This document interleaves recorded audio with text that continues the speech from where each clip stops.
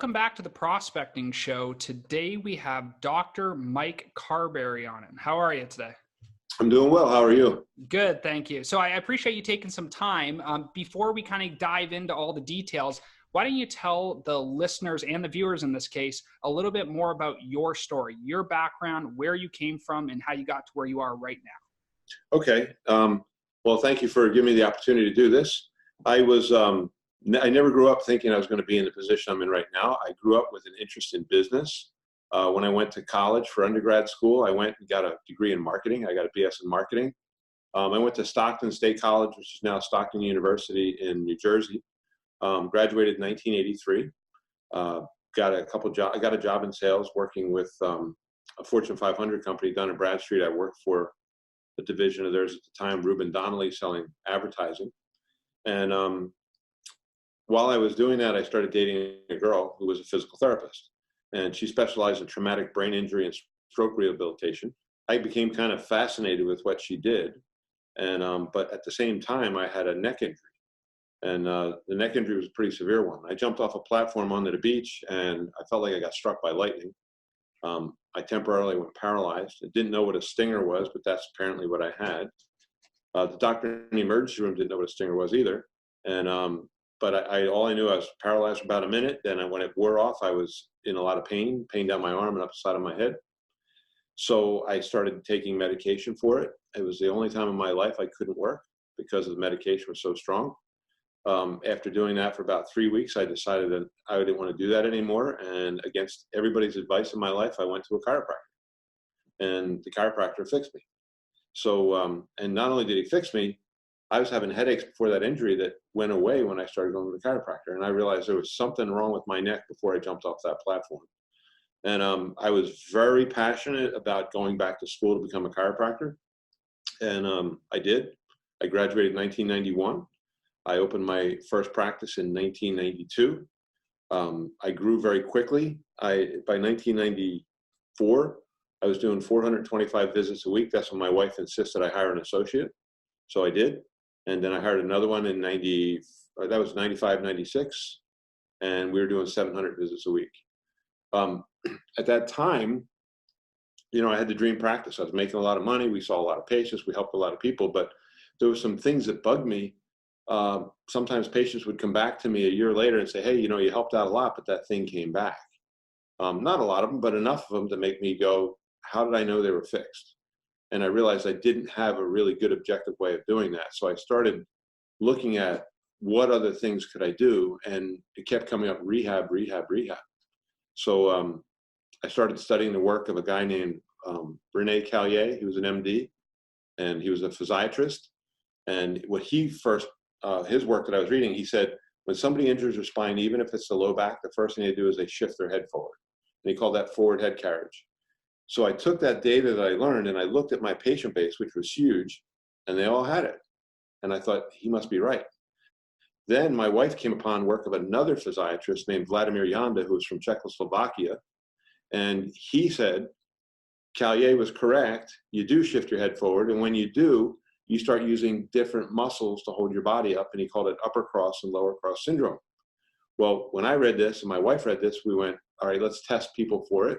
I remember doing a pilot in our office, and everybody we tested had upper cross and or lower cross syndrome. So we thought, this is perfect. I'm married to a PT. We could work together. That could change everything. And we found out that the state of Pennsylvania did not allow a physical therapist to work off the referral of a chiropractor. Now, in a lot of states they do, but Pennsylvania didn't.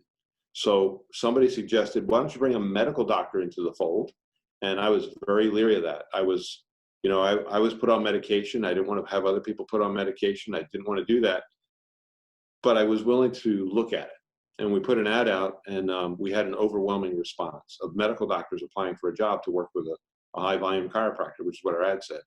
And I was very surprised at that. So what happened was, when I started interviewing, I started hearing these stories of medical doctors getting a little discouraged with medication and the amount of medication in healthcare. And I didn't know that was going on.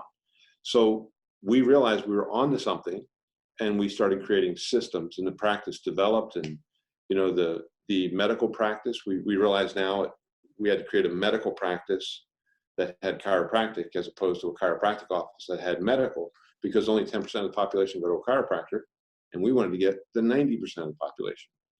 So over the years, we figured out how to do that. I was asked about 7 years ago by a group to start a consulting company to teach our model. Now, we had worked on, there's a business side to this and there's a clinical side to it, and we had to sort that out. So what we did was, he said, our primary goal is to get patients well. So everything we're going to do in this model has to be for the benefit of the patient. Rule number one. Rule number two is there's some pitfalls in healthcare. If you do something that's not compliant, you get in trouble. So rule number two was, we got to be compliant. And then rule number three was, if we don't make a profit, we're going to go broke. We won't be able to help anybody. So it's got to be profitable. So we made it very specific to keep it in that priority: patient first, compliance second, profits third. And that has done us really well over the years. And we set our consulting company up the same way. We grew extremely fast the last 2 years, 2017 or 2018, 2019.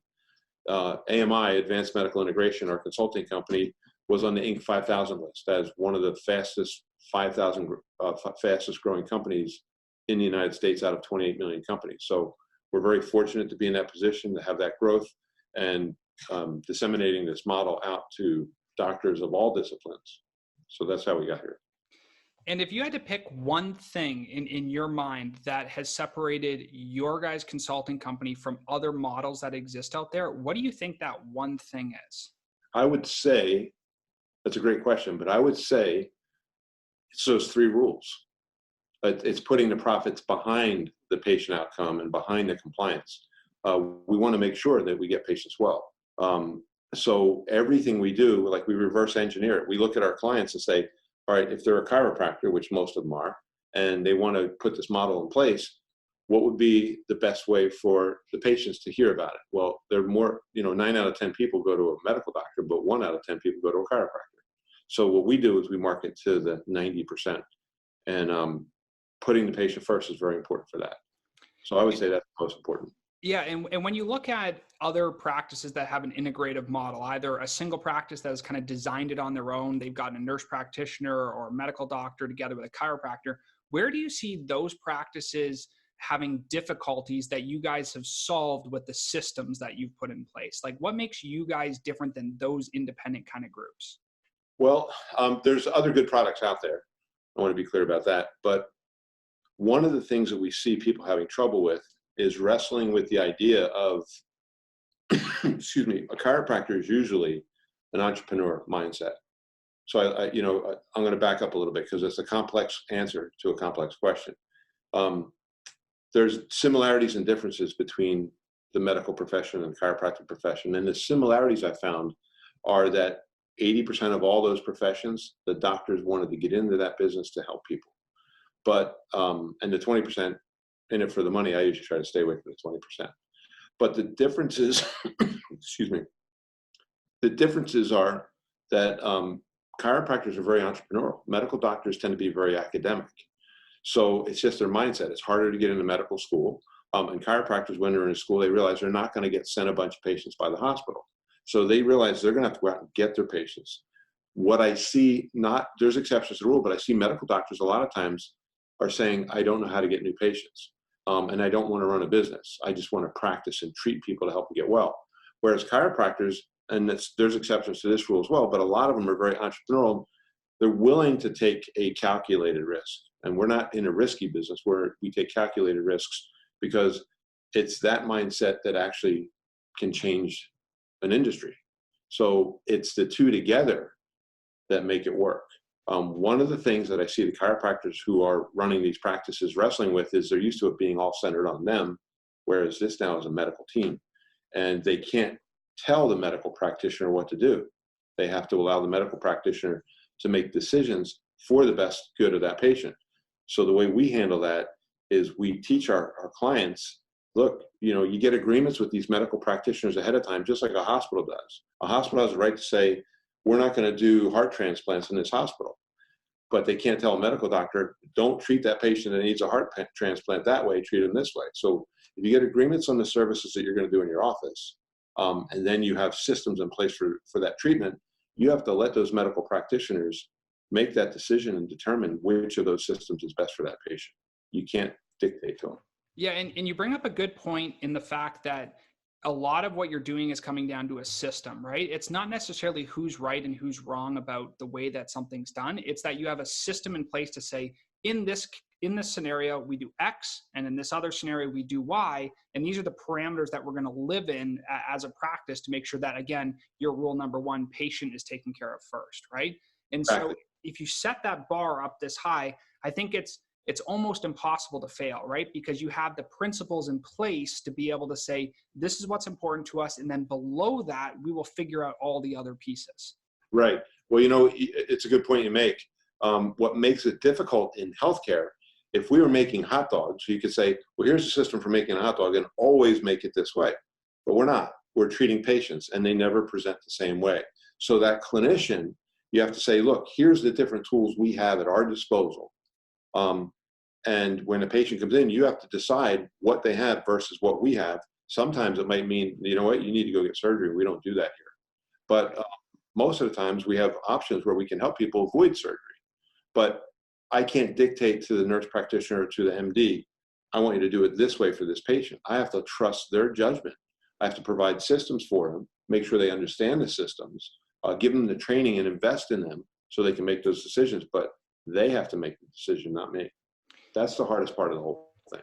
Yeah, and if you look at the model that you guys have where you're trying to look at a practice and say, how can we bring the best of both worlds together?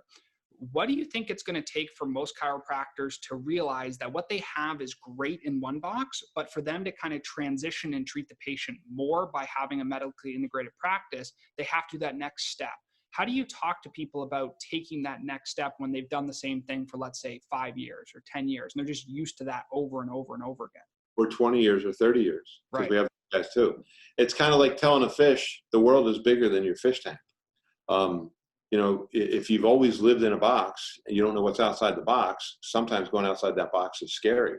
So the biggest thing that the owner, and not all of our owners are chiropractors. We have some owners that are medical doctors and acupuncturists and physical therapists and nurse practitioners. So you have to be able to look outside of what you're used to and realize that things are different in a different arena. For example, a lot of chiropractors, when I talk to them, they say, well, patients won't spend that much money on getting treated in a practice.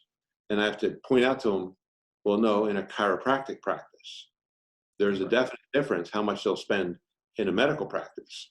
And whether that's fair or not fair, I'm not going to judge that. I just say that's the way it is. I've noticed that over and over in every practice I ever started. So they have to think a little bit bigger than what they're used to because it's a different environment, which is what makes it exciting to me. It makes it challenging and exciting. That's exactly it. And I think if the thing that you're talking about is a price cost value mismatch, right? Is that somebody goes into a practice and says, well, chiropractors do X service, they adjust the spine. And in the mind of the people, that's probably what they associate chiropractic with, low back pain or neck pain for the most part, even though we both know that they do a lot more than that.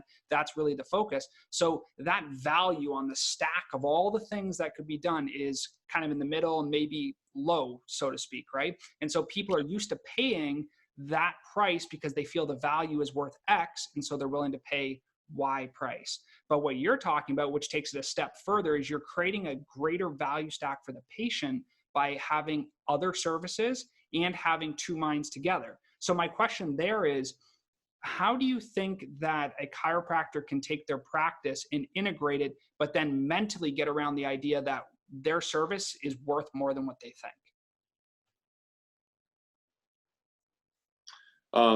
You make a very valid point. There's a quote a friend of mine did, Brandon Dawson, and he says, price is only an issue in the absence of value. So what we do is we focus on what are we actually helping the patient do. I'll give you an example.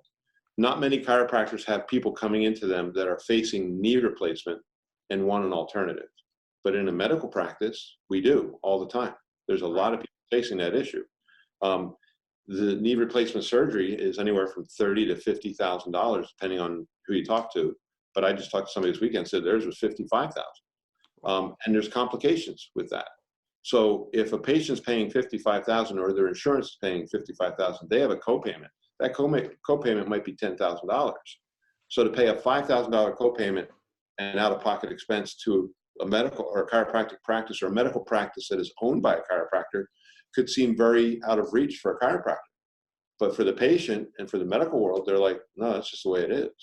Right. You know, you have offer payment options. So it's the perception. Sometimes the one who doesn't think it's worth it the most is the chiropractor, not the patient. Well, and that kind of goes back to opportunity cost for the patient, right? You could look at it and say, yeah, the patient's got to invest $5,000 to get the knee replacement, but what is the cost of them not getting the other therapies that they could have gotten, right? Right. In this integrated practice, like maybe they only spend 2,000 or 3,000 or 5,000. It doesn't really matter what the price is, but the outcome could be achieved maybe with less money, less time, and less effort if they had all of the options on the table. And I think that's what you guys are providing. Is that not correct? Yeah, well, if you look at let's just break down that example we were using, the knee patient. If you got a knee replacement, that's addressing the knee. It's not addressing what caused that knee to break down faster than the other one. If you did something like regenerative medicine, it's possible that knee could repair, just like the knee replacement. But that's not addressing what caused it. What caused it is usually the tracking. So I tell patients, whether you're doing a knee replacement, whether you're doing regenerative medicine, that's not going to fix the problem. What's going to fix the problem is correcting the alignment. The example would be just like fixing tires on a car that needs a front end alignment. If you don't do the alignment, the tires are going to wear down again. Right. So it's looking at the bigger picture and say, what actually caused the problem and what's going to be responsible to fix that? And then, having medical tools at our disposal. Let's say when people have alignment issues with their pelvis that causes a change to the tracking of the knees, they're going to have problems with trigger points and painful muscles in their back along with the knees. Having a medical person like a doctor or a nurse practitioner who could do trigger point injections and possibly do regenerative medicine injections while you're doing rehab, while you're doing chiropractic to correct the alignment, all that combined is what's going to fix that patient.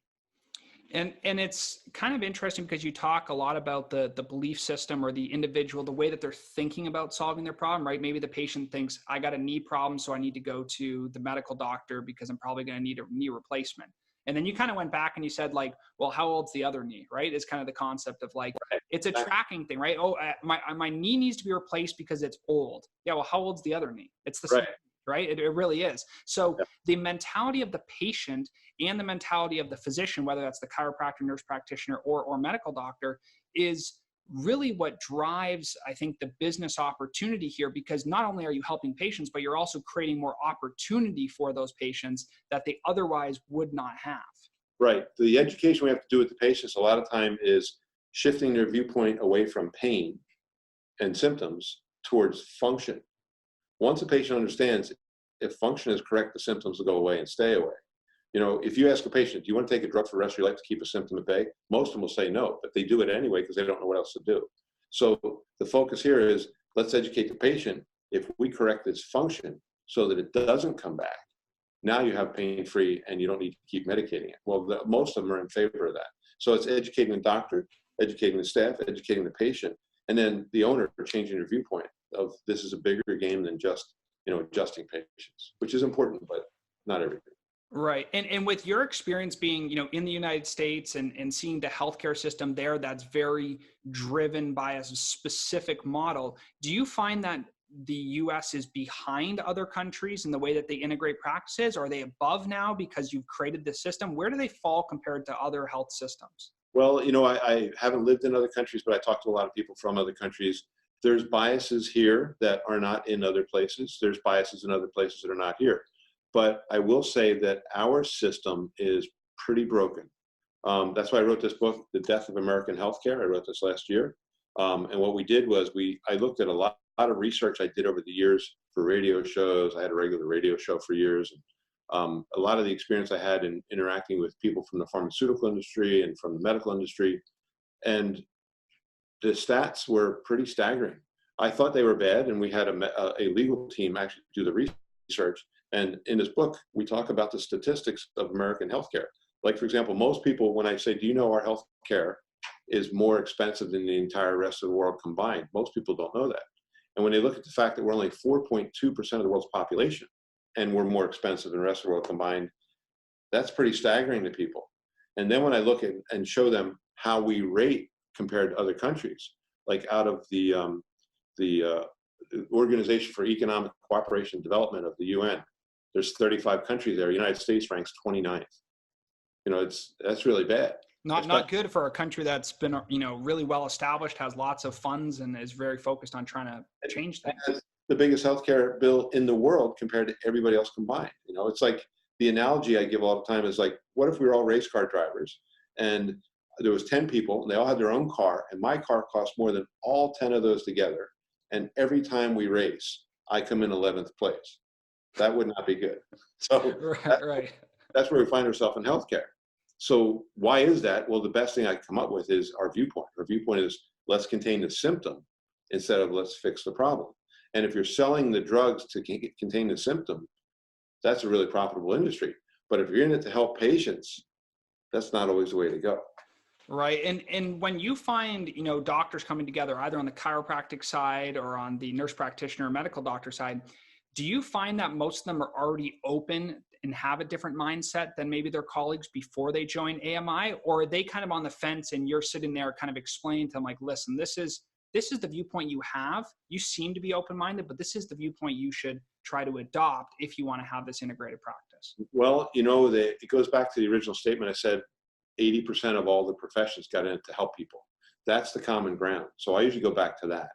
And then I say, do you think our healthcare system works? And a lot of times these medical people, I was floored how many people go, no, it's too drug oriented. Like, for example, I ask a lot of medical doctors, you belong to AMA? And the answer I get, which didn't even understand at first, was, no, that's the drug companies. I'm like, well, no, it's doctors. No, it's the drug companies. And then when I started doing research into it, found out that less than 8% of medical doctors belong. I was like, I didn't know that. And then now my nephew's in medical school, and he says all his professors at the University of Florida are saying, do not join the AMA. That's the drug companies. When you look at that, you go, well, the AMA, I thought that was like the presiding body in healthcare, and they are. They own the billing codes that even chiropractors use, right. But it's the drug companies. And you go, that's how this whole monopoly works. Right. So I'm not very popular with people in the drug industry, even though I have some in my immediate family. And I'm not saying we should get rid of the drug industry. What I'm saying is we need to focus more on function than we do on symptoms. Certainly there are times when you need to treat symptoms, but if that's your only plan, that's like giving somebody earplugs when they hear a noise in their engine. Yeah. It's not going to fix the engine. Not going to fix the problem. And right. When you look back at some of the business opportunities, you know, so we talked a lot about the healthcare and treating the patients, but when you go back and look at the business model that exists, when you come out of a hospital system and kind of go into a chiropractic or a private practice kind of model, what kind of pivots do you find that the medical doctors and nurse practitioners or even the chiropractors have to make that kind of a business work? Good question. So the chiropractors have to respect the fact that those medical professionals have a brain, they have a degree, and they have the ability to make decisions. What they also have to understand is they have very limited understanding of a different plan of attack. The standard of care, which is dictated by the AMA, is usually drug-oriented. I was floored how many medical professionals believe that we're over-medicated and would like to see a different way to do it. But as a chiropractor who's going into this model, you have to recognize you have to create a standard of care to do a less invasive model, and that's what we've done. We have a model that works great. It's based on a lot of resource. Janet Travell, a medical doctor who treated John F. Kennedy with trigger point injections. Renee Callier, a physiatrist in California. Vladimir Yanda, a physiatrist in Czechoslovakia. These are all MDs, and they all had systems of how to get people well, focusing on function as opposed to symptom relief. And we follow a lot of those tenets, explaining that to the medical people and providing training, which we do at AMI for that.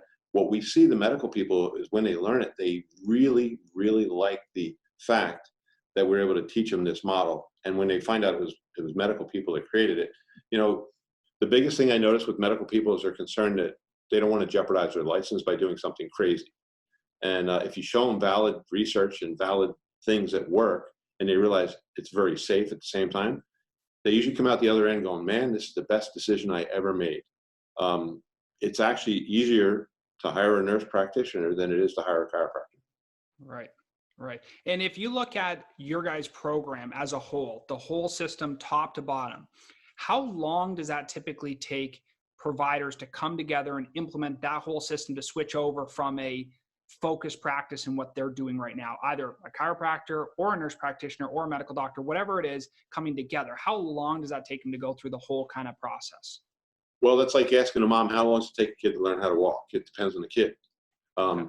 So there's our agreement with our clients is 2 years, because we figure that 90% of the people are going to get it within 2 years. What we see is a large percentage, more than half, get it in less than a year. So it depends on what they're trying to do. Our focus is not only to help our clients bring in these other services to their practice, it's also to help them increase their practice. And if they can get that completely worked out, which we're very much in favor of, to get them to open other practices. So a lot of our clients start off with one practice and went to 2 or 3 or 4 or 5, or I just talked to one who's now at 6 practices, putting the model in place, because once you get it down to that system, it's a matter of duplicating those systems. And when they are going through this process of learning from you guys how to do an integrated practice, what does that look like? Is it online? Is it in person? Like, give kind of the listeners and the viewers background on what that looks like for them if they were interested in maybe transitioning their practice. Right. Well, the first thing we say is don't change anything, because if you have an enterprise going now that's paying the bills, we don't want to disrupt that apple cart. But what we do is we help them create a model, our model, right next to them in their practice. And as that grows, what most of our clients do is exactly what happened to me. As it grows, I realize, you know what, I don't need the old chiropractic tax ID because everybody's getting chiropractic in this new model. We walk them through it. We do it in all the things you mentioned. We do online. We do in person. We do coach instruction. So when somebody signs on with us, we do a minimum of 50 different trainings a year. They're usually entitled to go to all of those as part of their agreement, not extra. Most people don't because they're all over the country. Most people go to like 4 or 5 of them, more. But we do have people that go to 20 of them. We also have a coach that gets assigned to the client, and they call them. They establish a call cycle, whether it's once every 2 weeks or sometimes if needed more, they'll go on the phone with our clients. And what we did was, when my wife and I perfected this system, we created a checklist of what has to be done to get a practice up and running. So that's what the coach is doing. They're calling and going down that list and making sure everything's done. So walking our clients through the process.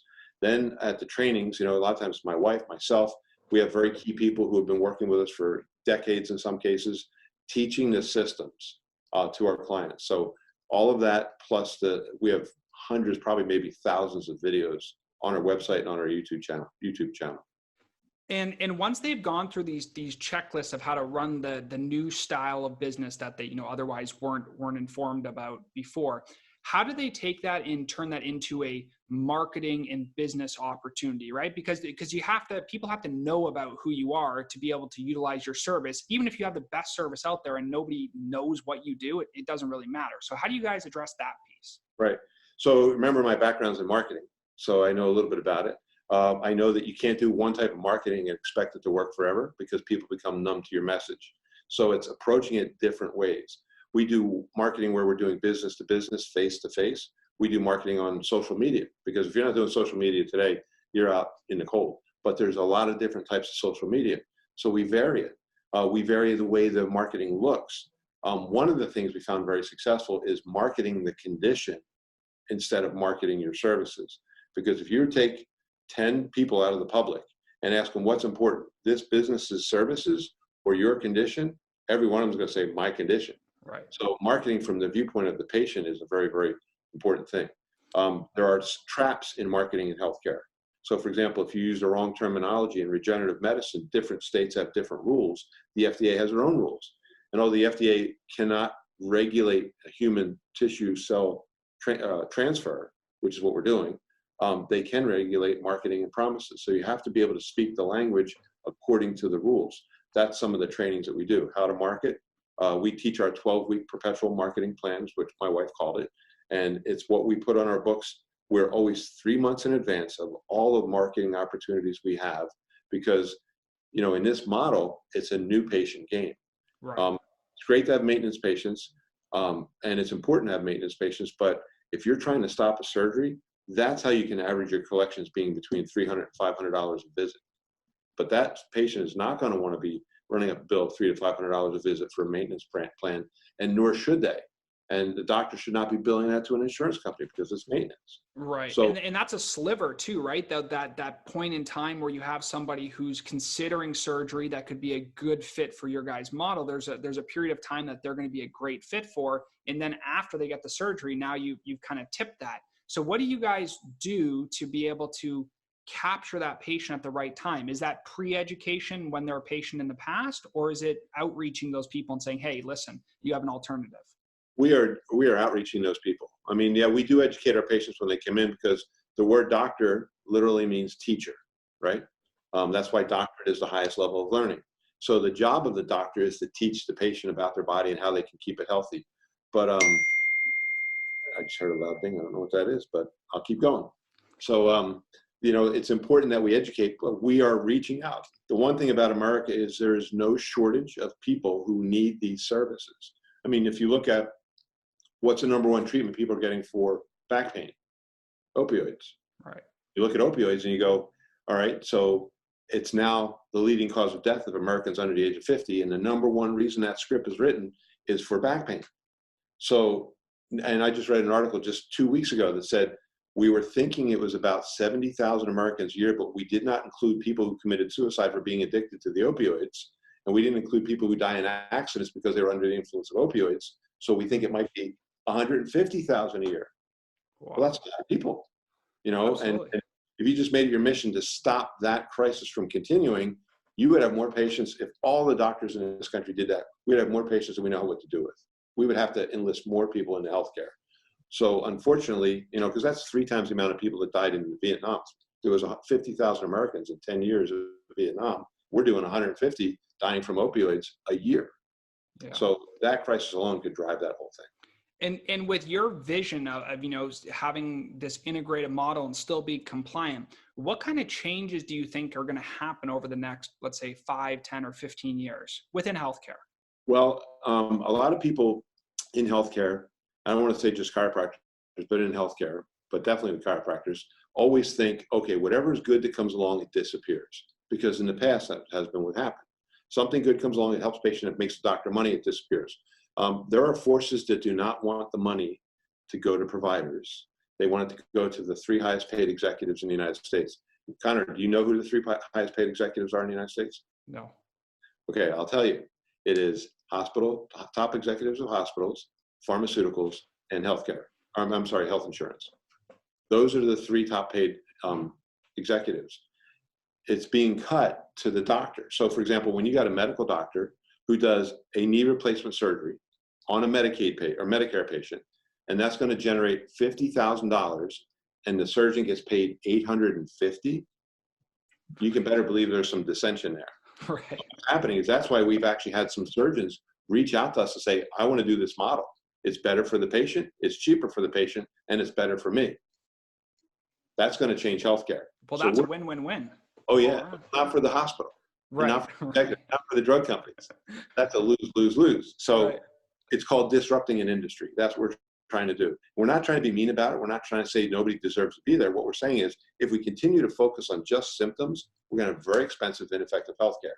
If we shift the function, we'll have more effective, less expensive healthcare. That's what we're doing. Right. And in your mind, when time goes on and we have an opportunity to change healthcare, do you think more healthcare providers are going to be working towards treating function, or do you think there's going to be this portion of people who still believe that symptoms are really the focus? Like, do you think you'll win over those people over time by showing the model works? There will always be people that believe that treating symptoms is the thing to go. I mean, who wants to have somebody in pain? Who wants to be in pain? Nobody. But if you realize if you just treat the pain, that's a very high price attached to that. There's a lot of people in healthcare. If you look at the number of medical doctors that have dropped out of healthcare, I just saw a study that said 60 or 55% of physicians in California, this was 2 years ago, are considering quitting. Wow. You look at that, you go, that's a lot of unsatisfaction with a career.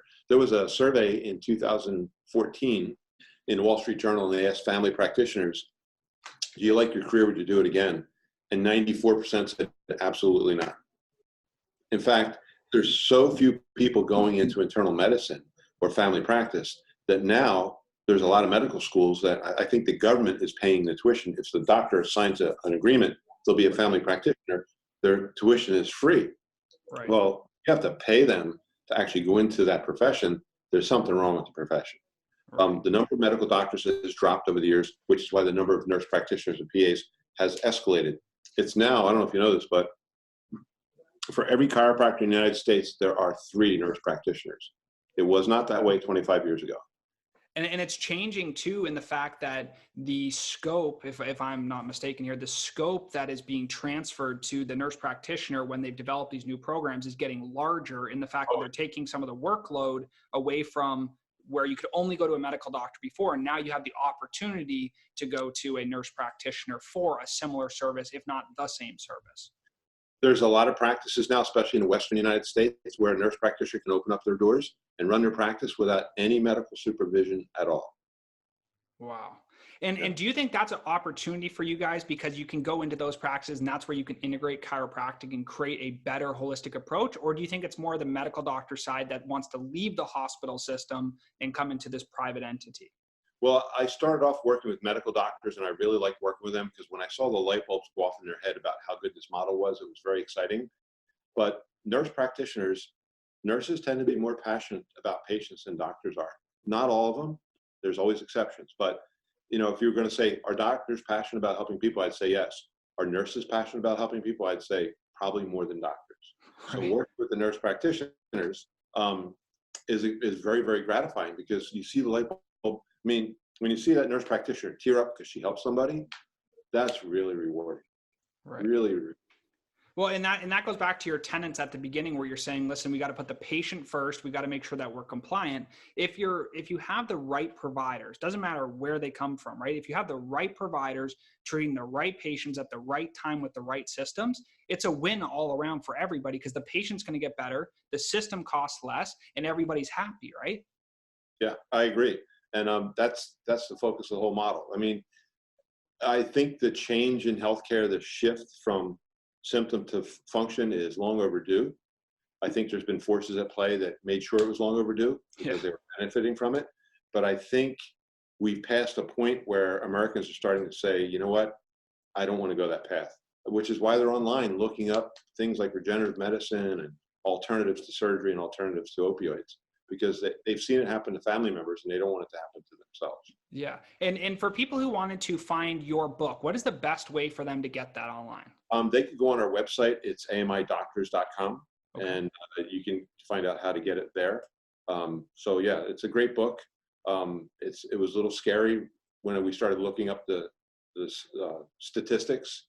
I knew the statistics, but when we looked, they were worse than I thought. We did our research to make sure they were accurate. So yeah, get my book, The Death of American Healthcare. It's on our website, and I'm sure you'll enjoy reading it. We have a couple of chiropractic schools that are entertaining making this one of their requirements for students. Wow. And as one takeaway for this whole conversation that we have, what is the one biggest piece of advice you could give to either a chiropractor, a nurse practitioner, or a medical doctor that is tired, they're really sick and tired of being sick and tired, right, with the system that they have? How can they take that jump and find a way to at least have a conversation with you guys? What's the first step they should do? They should ask themselves, is my career providing the things I wanted for myself and my family and my community? Am I helping as many people as I want? Am I able to take vacations and enjoy time with my family? And am I making enough to actually reward me for what I'm giving back to my community? If you're giving people health in a miracle type fashion, you should be rewarded for that. Right. Yet, unfortunately, in our profession, and I've seen it, I've been in practice for just about 30 years, the income has dropped tremendously, even though the quality of our service has not dropped. And it's very hard for a chiropractor to make a living, and it's hard for a lot of medical doctors to make a living. And if we're helping people keep their health and be able to enjoy life, we should be rewarded for that. So get that mindset first. Ask yourself, is your career doing that for you? If it's not, start looking at some of the things that people offer, like what we're offering. Gotcha. And that website again is amidoctors.com, right? If they want to go look, check out kind of the model, schedule a call with you guys, get a discovery call so they can understand the model more and that all the principles, they can visit that.